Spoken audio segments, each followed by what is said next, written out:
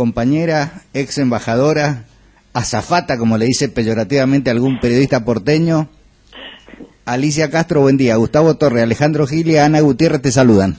Buen día, ¿cómo les va? ¿Qué tal? Gracias por atendernos.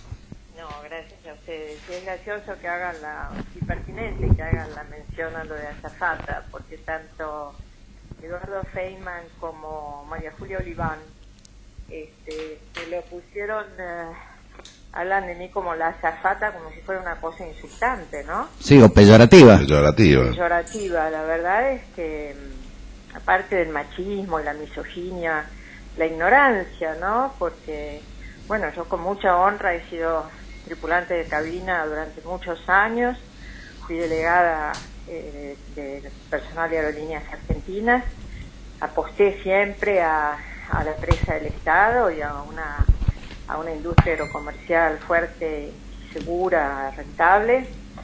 Fui secretaria general del sindicato reelecta 3 veces, fui diputada nacional 8 años, fui embajadora 10 años, pero ellos dicen la azafata como si eso fuera efectivamente una cosa peyorativa. Pero bueno, tuvieron muchísimas respuestas a los tweets que pusieron en ese sentido.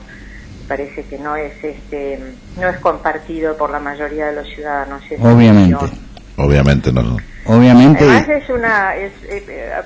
aprovecho para hacer una reivindicación de la profesión, porque nosotros logramos, primero, bueno, mi primera misión, digamos, como me desperté a la vida sindical fue por una cuestión justamente de discriminación de la mujer, ¿no? Porque las tripulantes de cabina mujeres solamente podíamos ser, entre comillas, azafatas, mientras que los hombres podían ser comisarios y jefes de cabina, y las mujeres no ascendíamos en Aerolíneas Argentinas.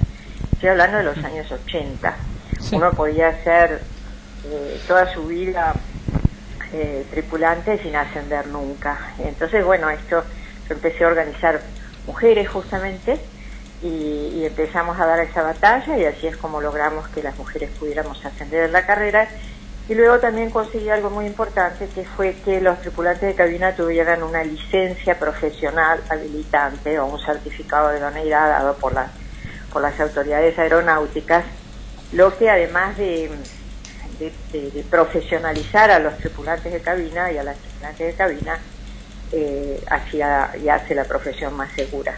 Así que bueno, con mucha honra, tripulante de cabina, sí. Alicia, después de la introducción a la cual desde ya adherimos y suscribimos, lo que primero te quisiéramos preguntar es, vos recién enumeraste los cargos que has desempeñado, las situaciones de actuación pública.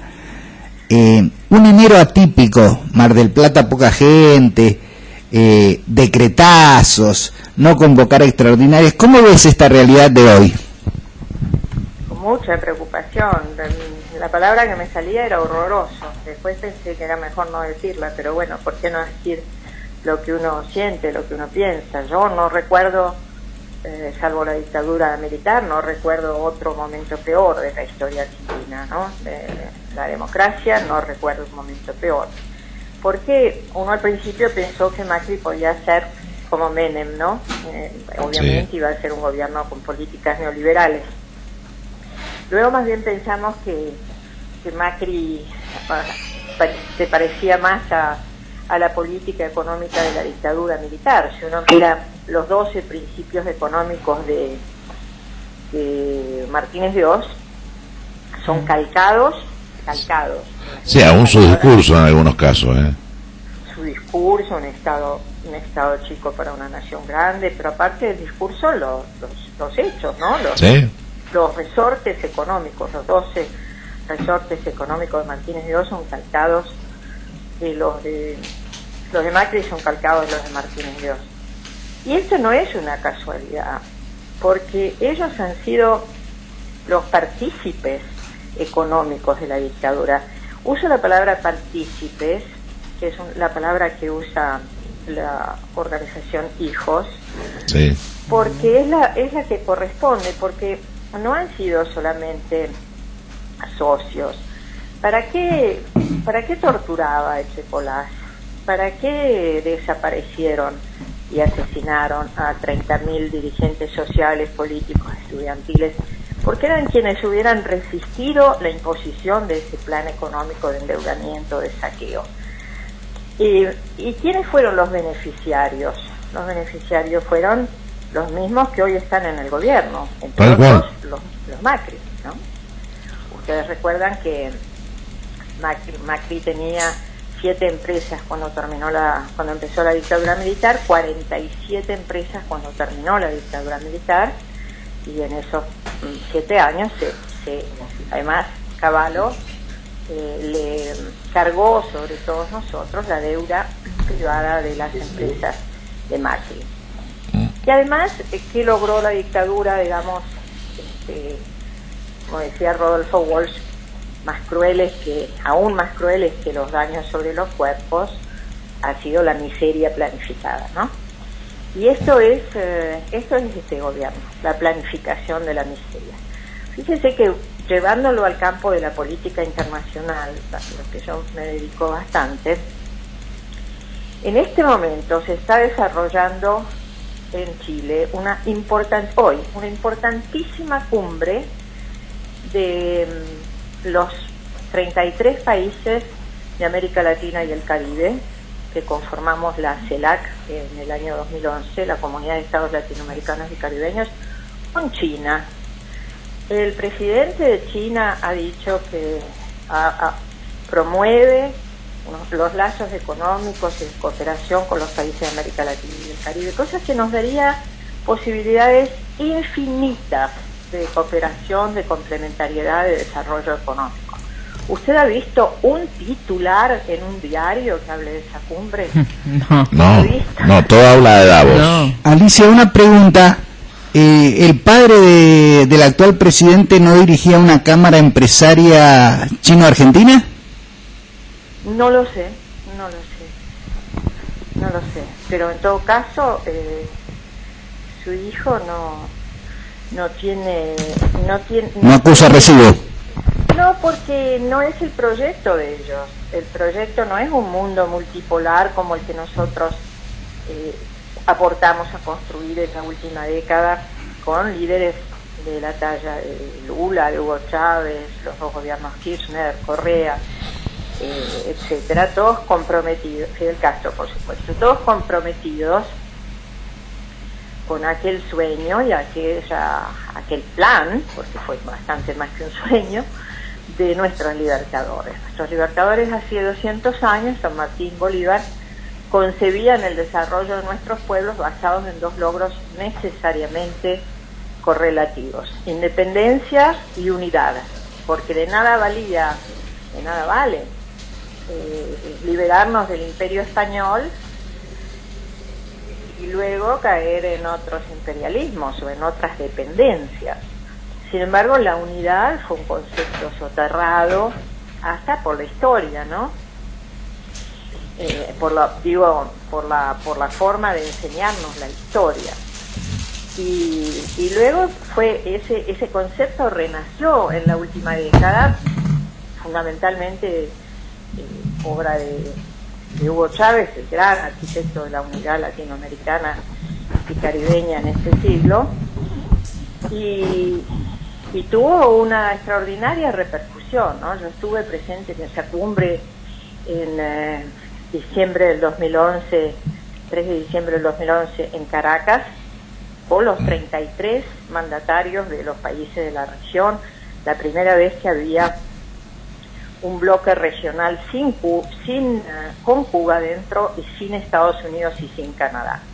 Además, esta región, nuestra región, tiene 600 millones de habitantes que vivimos en 20 millones de kilómetros cuadrados, que somos el primer productor de alimentos del mundo, tenemos la tercer parque de agua dulce del mundo, tenemos la mayor biodiversidad del planeta, somos el tercer proveedor de energía del mundo.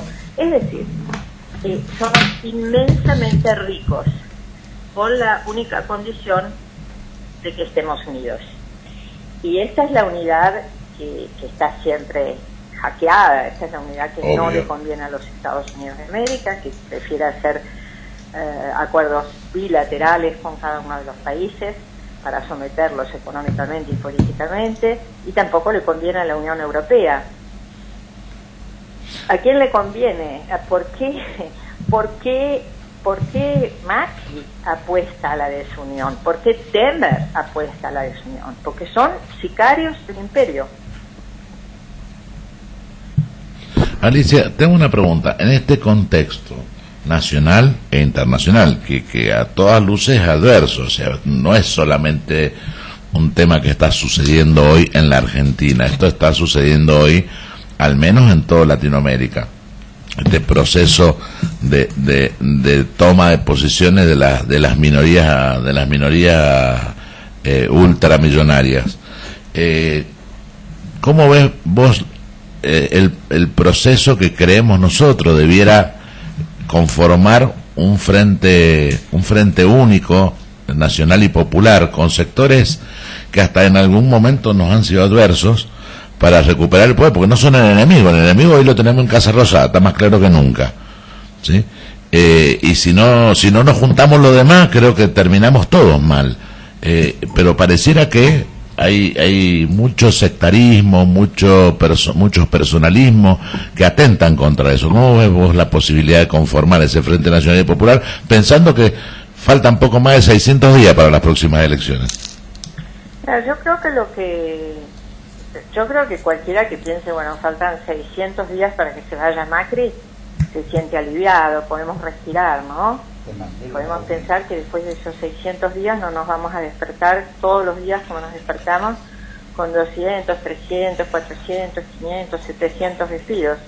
Ahora hasta ellos se están despertando, ¿no? Porque Urtubey, que viajaba alegremente a Davos a tenerle la valija al presidente Macri, se ha tenido que quedar porque ha habido 700 y pico de despidos en un ingenio.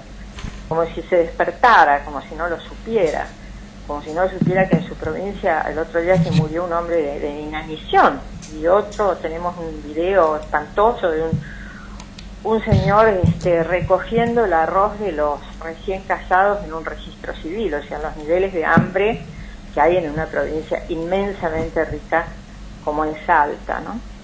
Pero bueno, creo que seguramente para más del 50 o 60% del pueblo argentino, porque recordemos que todos hablamos que Macri ha sido votado y plebiscitada su gestión, pero ha sido el 40% de los votos, no es el 100% del pueblo argentino.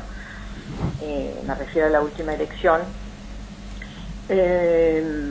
Creo que lo más importante es hacer un programa con respecto a la unidad, no un rejunte de dirigentes, porque un rejunte de dirigentes ya lo hemos probado, lo hemos vivido, hemos creído en eso, pero creo que no es la solución un rejunte de dirigentes, porque además muchos no representan a muchos tampoco, ¿no? Creo que lo más importante es hacer un programa. Creo que hay que hacer un programa de 10 puntos. Creo que ese programa, que por supuesto tiene que ser un programa de recuperación de la unidad americana, tiene que ser un programa de fomentar el mercado interno con mejores salarios y mejores jubilaciones, tiene que ser un programa de apoyar la salud pública, la educación pública, un programa que decrete inalienables los derechos básicos a la vivienda, a la educación, al trabajo, incluso el derecho a la felicidad, el derecho a la cultura, el derecho al bienestar. Y luego que esos dirigentes, hombres y mujeres, se comprometan a cumplir ese programa. Yo creo que es imprescindible hacer una reforma constitucional, porque es imposible obligar a los dirigentes a cumplir los programas, porque ya sabemos que en su gran mayoría no los cumplen.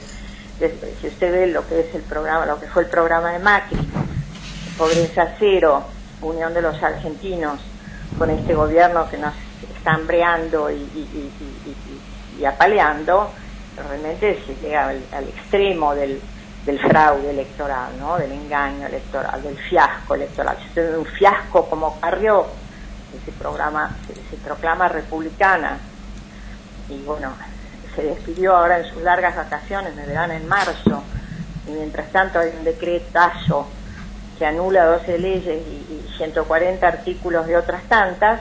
Entonces se ve que eso todo es un fiasco y es un fraude, y el ciudadano está cada vez más lejos de obtener aquello que vota.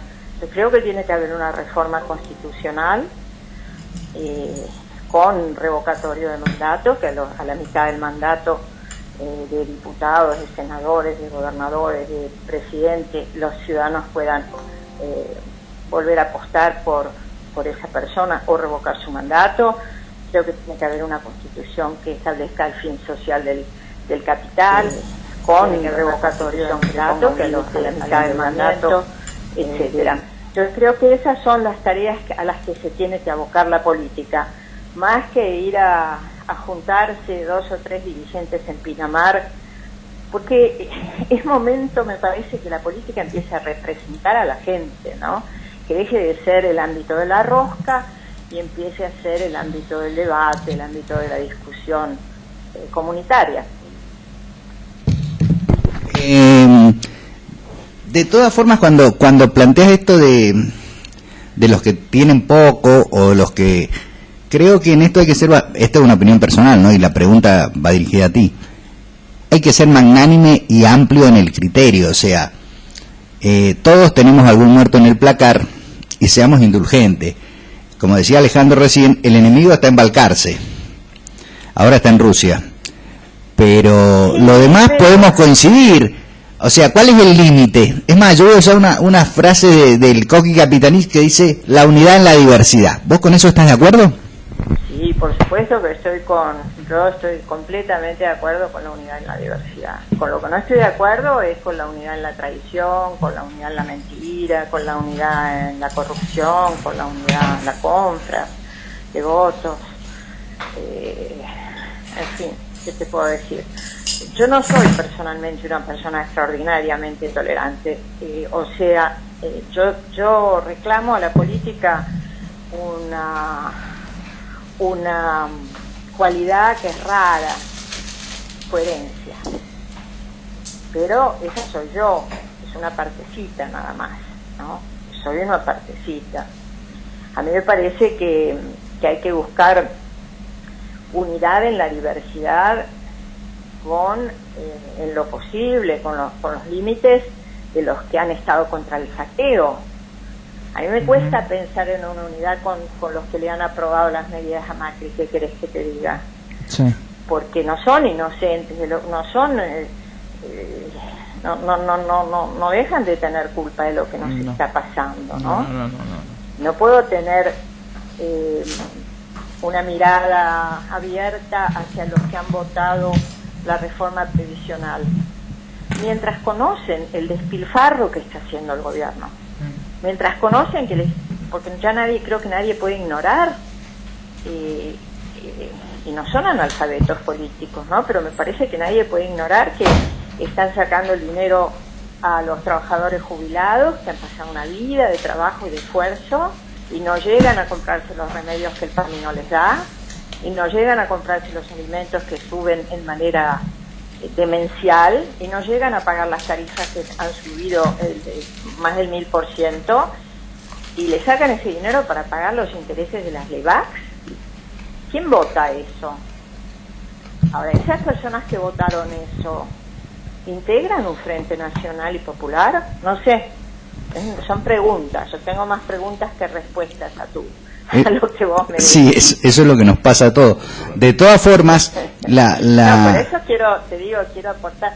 Y yo te digo, no es tan complicado ser diputado o senador y votar contra tu propio partido. Es una liberación, te digo porque yo lo he vivido, lo he pasado, lo digo por experiencia, no estoy hablando en el aire. Yo era diputada de la Alianza en 1999, cuando la Alianza llegó al gobierno. Yo era diputada del CEPASO, el Frente Grande, cuando llegamos al gobierno, y la primera ley fue la reforma laboral. Y yo era la diputada que venía del... Banelco de por medio. ¿Cómo? Banelco de por medio.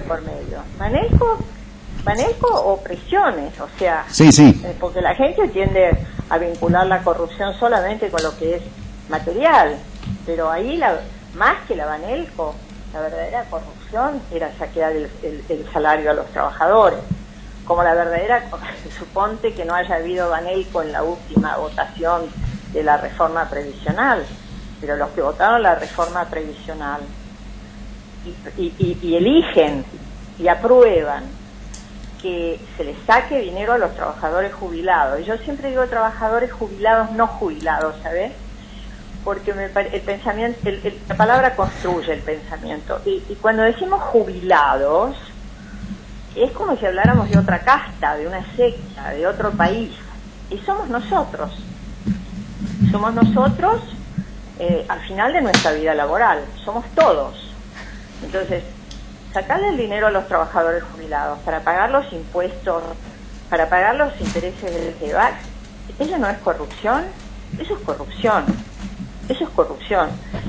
Y yo vuelvo a aquel momento feliz de mi vida, muy feliz, en que yo era la diputada sindicalista de la Alianza, la que me había caminado la provincia de Buenos Aires entera para convencer a los trabajadores que no votaran al PJ en ese momento, que era más neoliberalismo, sino a la Alianza, y lo logramos, y le ganamos a Duhalde en la provincia de Buenos Aires, y luego llegamos a la presidencia, lamentablemente, de un presidente ultraconservador como de la Rúa. Pero la primera ley fue la reforma laboral. Y vinieron a decirme que tenía que tener disciplina partidaria, que tenía que votar a favor de la reforma laboral. Y dije que no la harían ni loca. Y entonces me dijeron que bueno, que entonces por lo menos no fuera, que me fuera en la votación. Dije, ni loca. Y entonces me dijeron, bueno, quédate pero no hables. Y yo dije, ni loca.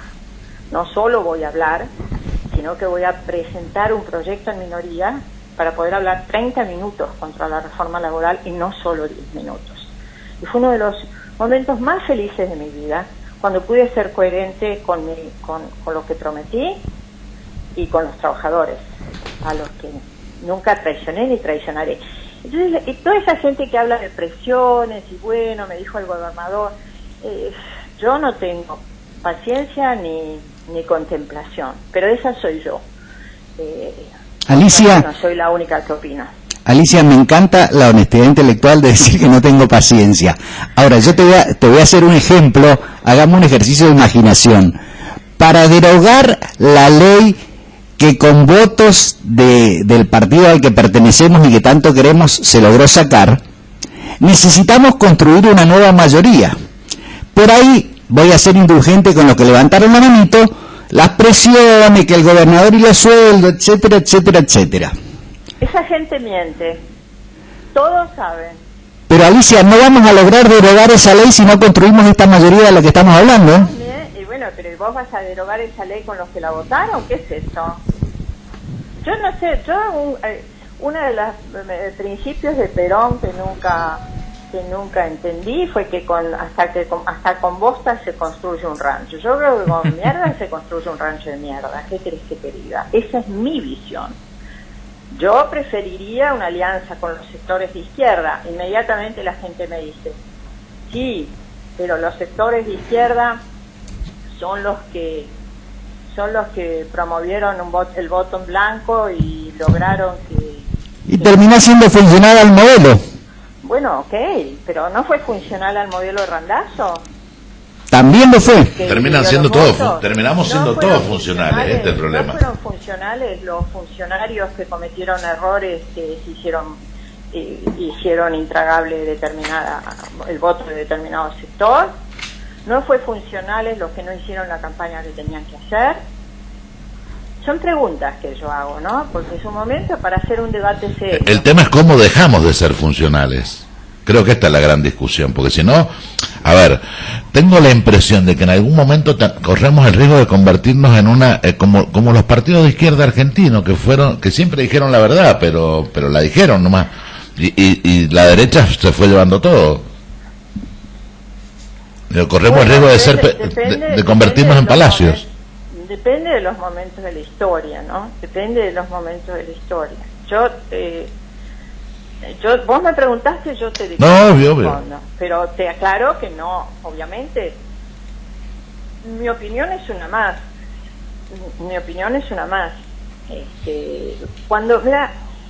Yo miro mucho y recomiendo mucho que la gente mire en lo posible. Ya sé que estamos todos ocupados en ver cómo sobrevivimos, pero si pueden, los que les interesa la política, miren lo que es la campaña de Jeremy Corbyn en el Reino Unido. Jeremy Corbyn es el líder del Partido Laborista, es socialista, de izquierda radical. Está por la reestatización de los ferrocarriles y los servicios públicos, es amigo de los sindicatos, apoyó nuestro gobierno, el gobierno de Cristina Kirchner, apoyó el gobierno de Hugo Chávez, etcétera. Lo acusan de los 1000 demonios y de que así no va a poder llegar a gobernar nunca. Está por ser el primer ministro de Gran Bretaña. Creo que pondría las manos en el fuego porque va a ser el próximo primer ministro de Gran Bretaña. Yo creo que la solución no es ablandarse. Yo creo que el camino es radicalizarse. Eso es lo que yo creo. Vos me preguntas a mí, yo te contesto. ¿Tengo la razón? No sé. Tengo mi razón. Tengo que dejar ahora porque viene el diputado Carmona de Mendoza hoy solo por el día y yo me tengo que encontrar con él. Sí, enseguida tenemos que hablar con él justamente. Bueno, Alicia, debe estar llegando. Solamente dame dos líneas de dos títulos que te voy a tirar. Vos tuviste la oportunidad de trabajar y de vivir en Venezuela. ¿Qué es Venezuela hoy y qué es Porto Alegre hoy también? Bueno, esos no son dos títulos, este es otro programa y cuando quieras lo hacemos. Bueno, lo prometemos. Porto Alegre hoy es la lucha contra lo que se llama el lawfare, que es la guerra jurídica para, digamos, es un concepto que inventaron los británicos para denominar la guerra hecha por medios de la justicia, la distorsión de la justicia.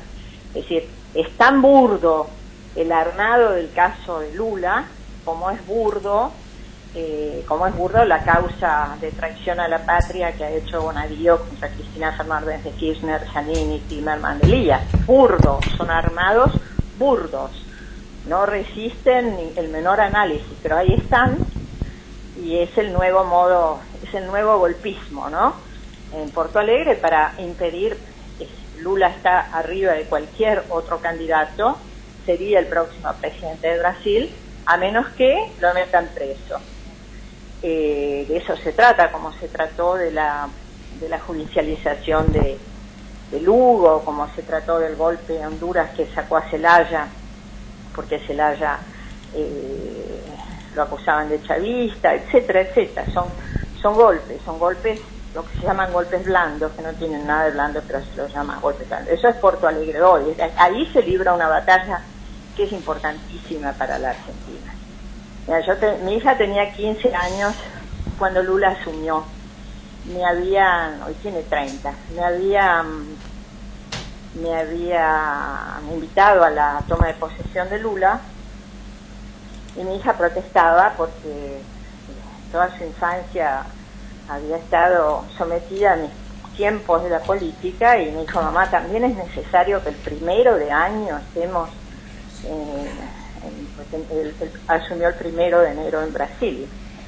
Y yo le dije, sí, porque es necesario, hija, porque esto yo te aseguro que va a cambiar la región para siempre, ¿no? Creímos que iba a ser para siempre. Y me pareció magnífico aquel discurso que dio ese día y dijo, consideraré cumplida mi misión si logro que al final de mi mandato los brasileros coman 3 veces por día. Es una definición extraordinaria. Cuando yo comentaba esto con Chávez me dijo, Lula va a tener que... Sí, pero Lula tiene que entender que para que los brasileros coman 3 veces por día va a tener que hacer una revolución. Y a lo mejor esa es la revolución inconclusa, la de ellos, la nuestra, la que ha permitido que vuelva el neoliberalismo a estas costas con una cara cada vez más salvaje, ¿no? Son criminales. Sí, seguro. Alicia, te liberamos, te agradecemos infinitamente la oportunidad y que seas honesta y que no estemos de acuerdo, que nos asintamos a todos. Lo único que te pedimos es que nos des la revancha en unos días, ¿eh? Con mucho gusto, un abrazo. Sí, nos interesan los dos programas que mencionaste. Un abrazo grande. Son insaciables. Un beso. Es un gusto hablar con una compañera que tiene las cosas tan claras, Alicia, por eso te molestamos. Un abrazo. Bueno, Alicia Castro, la azafata, como le dice Feynman. Qué desubicado. Qué desubicado. Bueno, hablando de Lula, creo que tenemos a mano, ¿lo tenemos o no lo tenemos? Sí, lo tenemos. Un audio, tenemos un corresponsal en Porto Alegre, ¿Ah, sí? Gustavo Correa. A ver qué nos dice. Gustavo Correa, un amigo.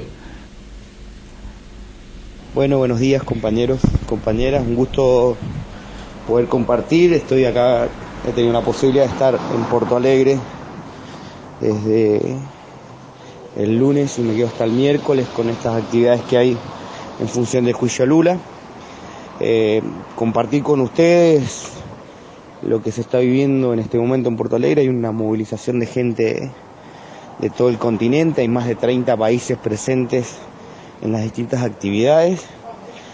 Hoy, el día lunes, participamos de distintas instancias que tuvieron que ver con los diálogos sobre la democracia y lo que está pasando en el continente, lo que pasa en el mundo alrededor de esto que estamos viviendo, tanto en Brasil con Lula como lo que se vive en la Argentina. Hemos podido compartir mucho con la delegación argentina, de las 3 centrales obreras, hay representantes de la CGT, representantes de la 2 CTA. Eso creo que también es una cuestión muy interesante que se está pudiendo vivir acá en Porto Alegre, y expectantes sobre lo que pueda pasar con el juicio a Lula. Pudimos compartir con Dilma, que ha sido como la instancia más interesante de lo que hemos vivido, digo, con una fuerza de una mujer luchadora del continente que la verdad te transmite un nivel de optimismo y energía que es muy importante para el proceso democrático en América Latina. Así que nada, agradecerles y muy expectante. Hay mucha movilización de jóvenes, muchas organizaciones gremiales participando de este proceso de acá de Brasil, organizaciones territoriales, sociales, el MST con una delegación importante, y bueno, vamos a esperar que vaya transcurriendo y a medida que vayan pasando las cosas iremos compartiendo. Así que les mando un fuerte abrazo y gracias por la posibilidad de comunicarnos.